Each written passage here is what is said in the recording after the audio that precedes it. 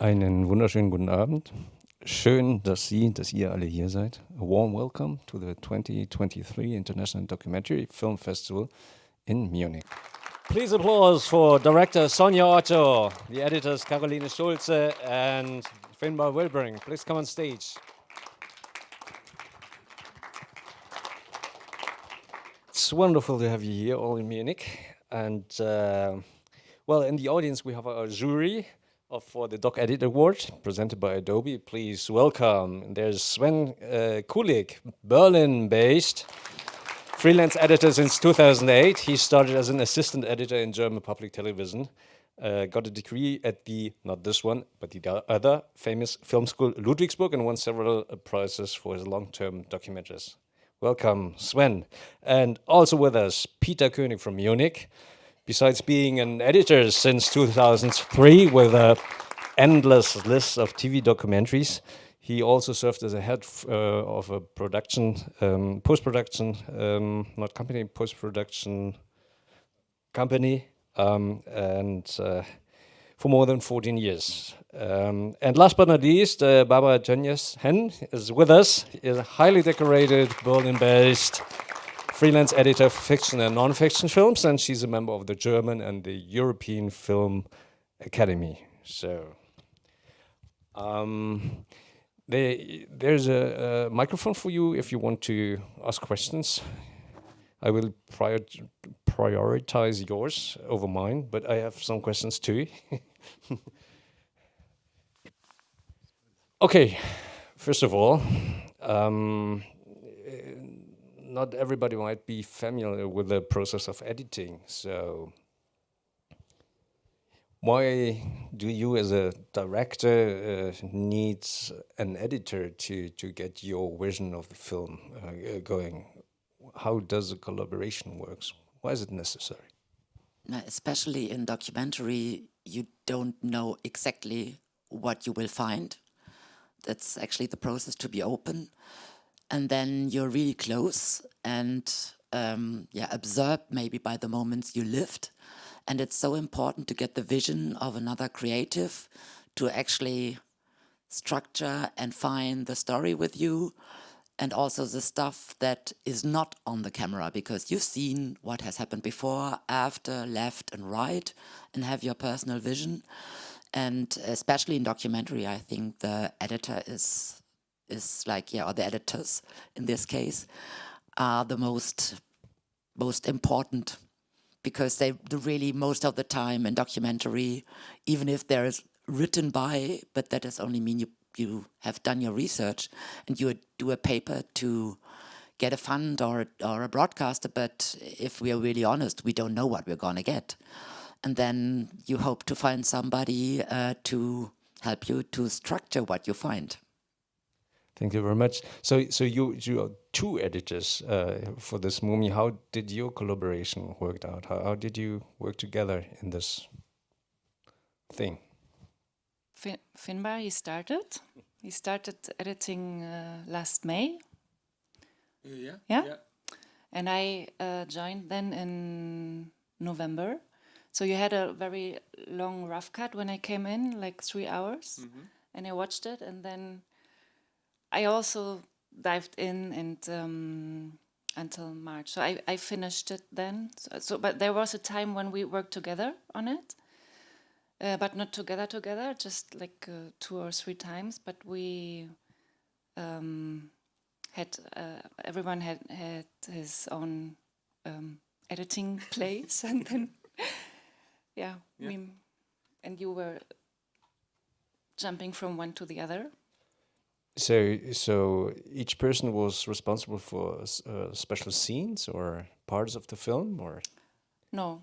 Well, I think so. We had a rough cut of about 3 hours. We had most of the races, I think, except for Barcelona. We didn't really know what was going to happen there. Then Aline came on board and started working on the archive material from the start. and which gave me the time to kind of explore the Barcelona footage, like what was there, to create an ending. And then as soon as we have the ending, we can also kind of gel the rest of the film into that body, basically. And then once we established the start and the ending, we just called in the morning and said, okay, I'm going to work on this scene, so don't touch it, or I'm going to work on that scene. And then Sonia cycled in between offices. So one of the things, which is probably a question you get often, is is the dramaturgy written from the beginning, or do you find it in the material? So is it her knowing what's going on, or is it you finding and together? Well, obviously there was kind of like a starting point, but I think what we did we came together in April or something to explore, because there were some races. The first race, the Macau race, the Portimao race, that was done. So we came together, we looked at the footage, and we just said, okay, let's have some fun and see if this cuts together. Like, is there a story there, and what is it? What does the footage basically tell us? And we threw that race together, and it's basically pretty much still the same as we cut together then. And it basically told us a lot of the obstacles that our main character was up against. The girl in the men's world, somebody who is not a billionaire or coming from this family, to kind of, establish what these obstacles are, and directions that we could. Then also Sonia could go back out and film in this direction, basically. Maybe I have to add that actually when Finbarr joined, we were still filming. It was actually pretty much the start of the filming. And since all the races are really long and there's a lot of material, he was already editing while we went out shooting again. So that was a parallel process. Yeah. And there, I also want to add, there was, like, the races were clear, and also this race and then the next one, like, there was a chronological order, but then we had to add the topics, like women in motorsports, or the money, or the archive footage, like the pre-story, and and this social media things, and so there we had also to start to find the dramaturgy and what we want to tell and to build up the story. So this leads me to the question: when the process came,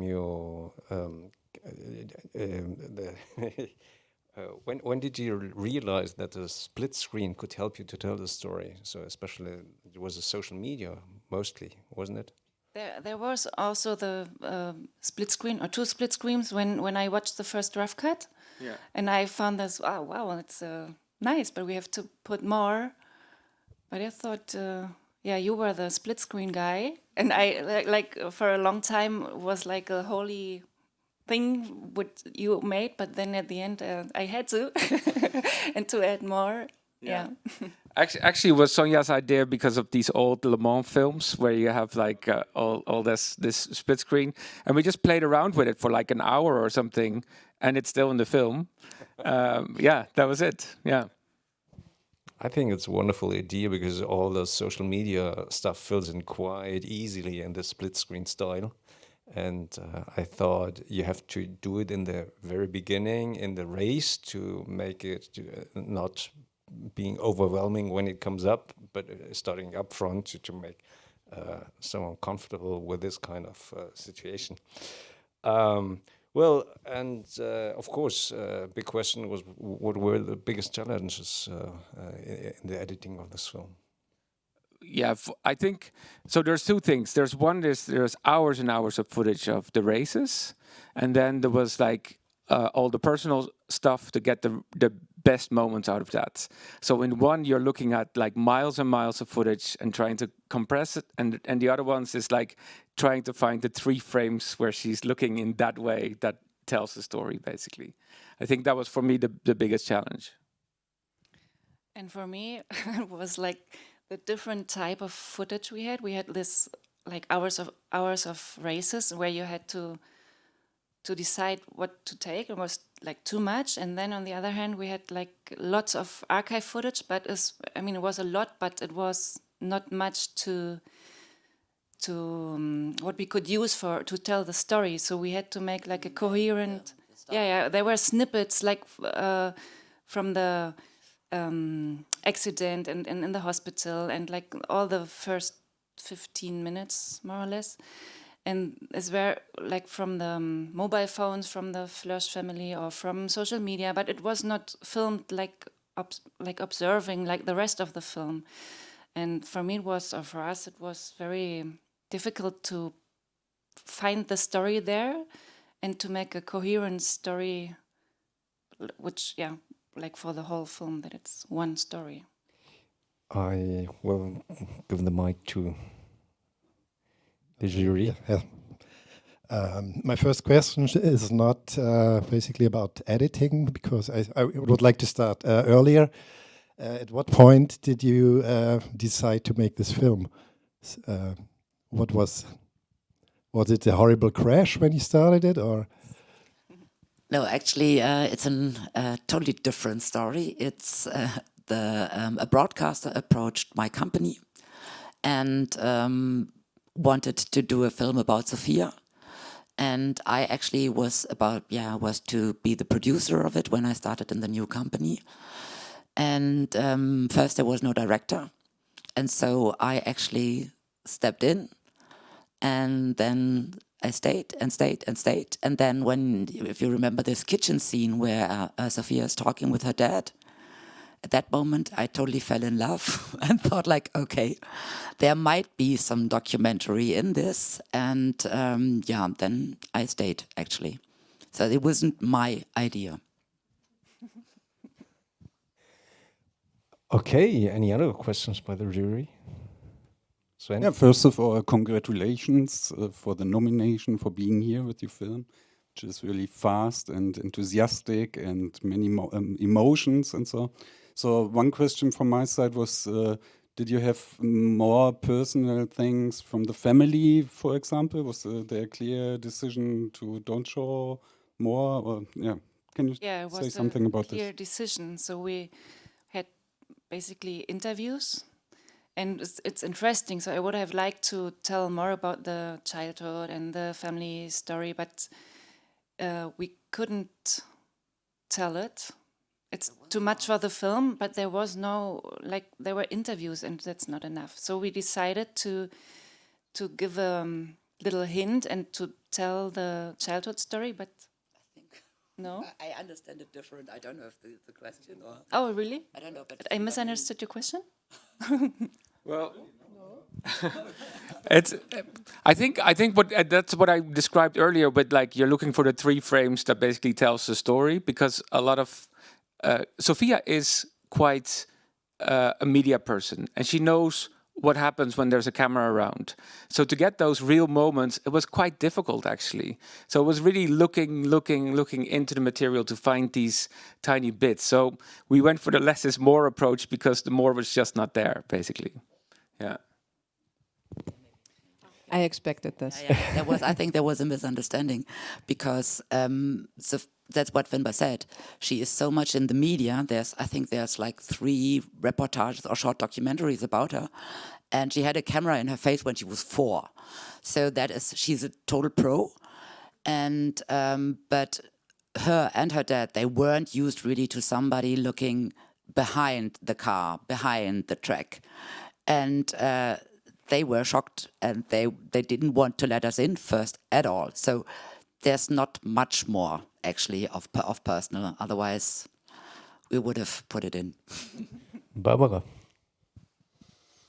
I would be interested what you decided to leave away from the 3-hour rough cut. So where was the 3-hour rough cut? Was it just more races, or was it longer takes? So you edited shorter, or just condensed it, or did you leave parts away? First, we had to condense the races and to leave out the there's always a qualifying and then the race, so we had to shorten the race and to get rid of some qualifyings. And then we had to prolong the beginning, like all this archive, the pre-story. And What else? But I think we just wanted to, at the start, we just put a lot, also interview-wise, in to explain the whole story and to get maximum lengths, which are also kind of different takes of the same thing. So we had to make decisions which told the story the best way, or which had the most emotional value, this kind of thing, which was a hard nut to crack. Yeah. So for me, this film seems to consist of a gazillion of snippets, little bits and pieces, like sound bites and stuff. How can you not get lost in this amount of It's material? really insane. It was like at some stage it was 20 audio tracks. So you have the audio of the radio, of the you have the commentary, you have the radio, you have what is going on in the pits. Then you have all the cars that are blasting through it, and you can't hear a thing. So you don't know if the sound can be saved or not. So you're looking for needles in a haystack, really. Okay, that's my impression too. So I look to my producer, Adina. Do we have still time? A few minutes. We have time. So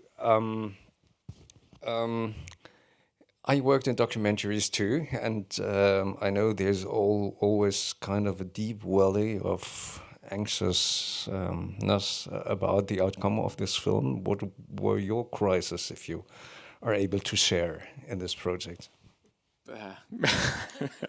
Isn't there something like attorney client Yeah, privilege. Yeah, privilege? Yes. What stays in the editing room, or what happens in the editing room keeps in the editing room. yeah, of course. But I'm trying to find this because for I don't know if everybody's a filmmaker in the room, because you start with a big vision and then everything changes and then you think you're getting something, and then you start editing, and right in the middle somewhere you're getting kind of lost and don't know if this will be successful in the end. And in the very end, it's pretty clear it will work out. But what's the valley in between? What were the problems, the crisis?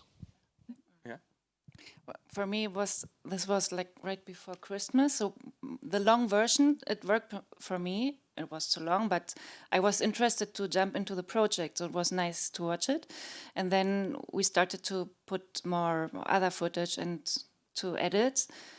And then we had a version before Christmas, and everyone who saw, yeah, okay. But so it was like the valley, because before it was better, and then it was worse. This was hard.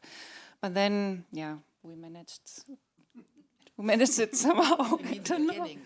You mean the beginning? The beginning? Yeah. The beginning. Yeah. I think it is also quite confusing when a lot of notes start coming in.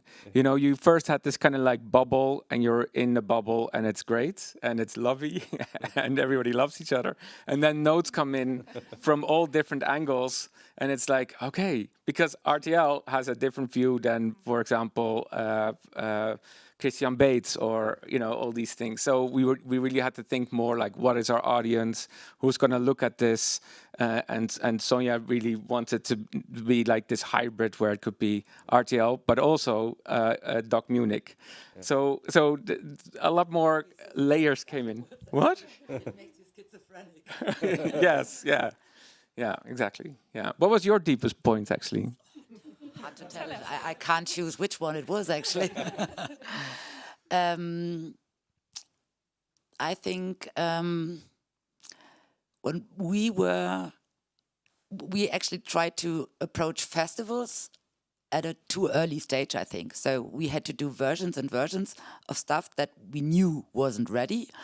And a really difficult point, then there is a pressure you have to finish, but actually the end didn't come when we expected, because actually this running out of money was unexpected. When we arrived at Barcelona, we didn't know that this was happening. Nobody told us what was happening. And then we thought like, okay, this is a deep point. So are we ever coming up again? And that took like 5 months that she really got this contract. So we didn't know, okay, how long are we going to wait for the end? Can we go on or not? And that was actually kind of horrible. I'm looking to the jury. Any questions from your side?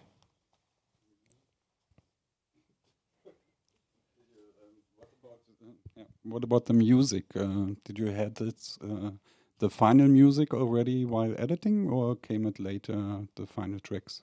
How was it? We started with soundtrack as inspiration basically, and then Matthias Klein came on board also like during the process already. So he started making tracks especially for it, but he took the inspiration from the soundtrack that we were using.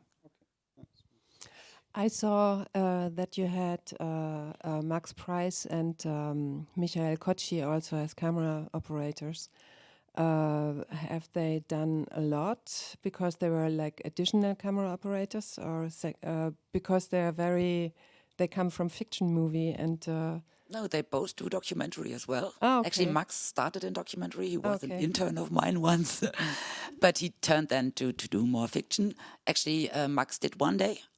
And I think Michael Kocci did 2, but the rest was mostly Markus Winterbauer. And then we had in the 2 big races, because it's so big, we had like 2 units, one in the garage and one outside. Oh, okay. So, and I've got just 1 minute left for the last question. How long does it take to edit a film like this?